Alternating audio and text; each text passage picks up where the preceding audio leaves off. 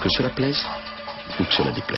Est-ce que je suis pour le droit de vote des immigrés aux élections locales? Ma réponse est sans ambiguïté. Je suis contre le droit de vote des immigrés.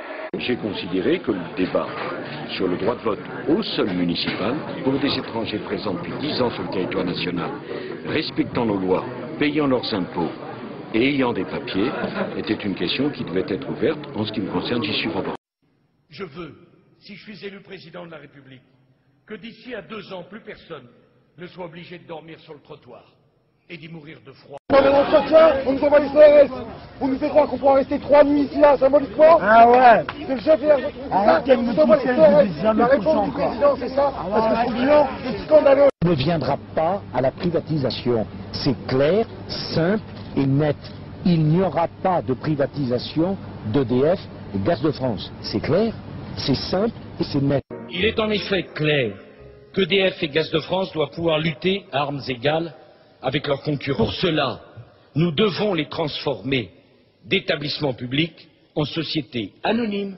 Et s'agissant de l'immigration, je veux aussi que les choses soient claires. Je n'ai jamais été Christine O'Krent pour l'immigration zéro. Il faut déclarer comme objectif le quota zéro d'immigration. Et cela sans que nous n'ayons de leçons de racisme à recevoir de personne. La jurisprudence du Conseil d'État est précise. Pas de signe ostentatoire. Et Saint-Esprit descende sur ce bateau et son équipage. Amen. J'ai considéré que l'idée de mettre des caméras vidéosurveillance n'était pas une bonne idée. Je ne vois pas en quoi et qui peut penser que mettre les vidéos à un certain nombre d'endroits, ça soit un élément d'une société dictatoriale. Le financement des retraites est équilibré jusqu'à l'horizon 2020. Madame Parizeau, la présidente du MEDEF, vous suggère de passer à la vitesse supérieure en doublant cette mesure, 41 années de cotisation, d'une deuxième mesure, ce serait la retraite à 63 ans et demi. Et elle dit, si on ne fait pas ça, à un moment donné, on ne pourra plus payer les pensions. Vous dites banco? Elle a le droit de dire ça, je dis que je ne le ferai pas. Pour un certain nombre de raisons. Et la première, c'est que je n'en ai pas parlé pendant ma campagne présidentielle. Ce n'est pas un engagement que j'ai pris devant les Français. Je n'ai donc pas de mandat pour faire cela.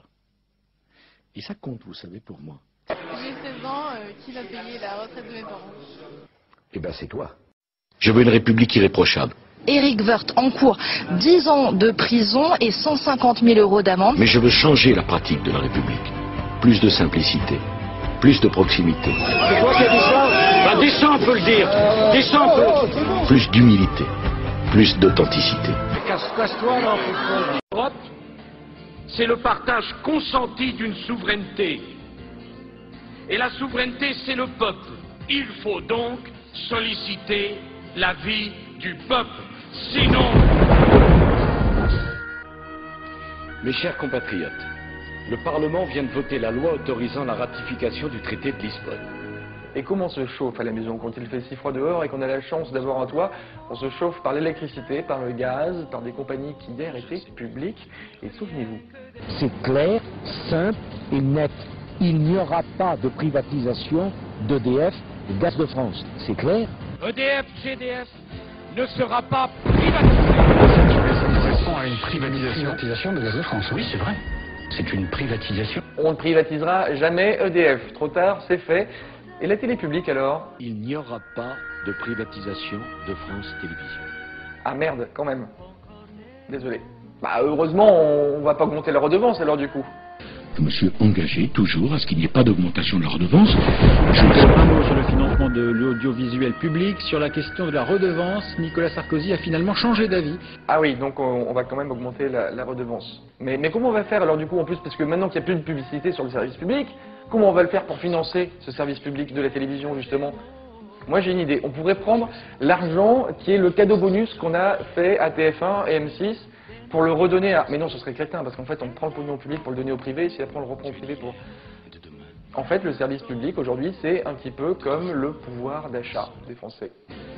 Ma conviction, c'est qu'une des questions centrales pour la France, c'est celle du pouvoir d'achat des Français. Les salaires sont trop bas, les revenus sont trop faibles.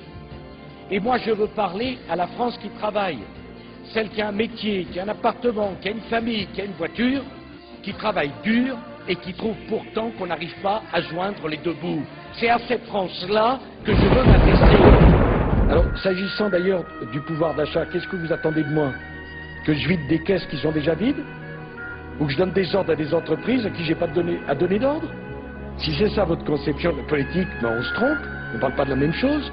Réduire le débat politique français à la seule question du pouvoir d'achat, c'est absurde. Quant à moi, cher public, je te promets le sel au baiser de ma bouche. Je te promets le miel à ma main qui te touche. Je te promets le ciel au-dessus de ta couche. Des fleurs et des dentelles pour que tes nuits soient douces. Et si t'y crois, c'est con pour ta gueule.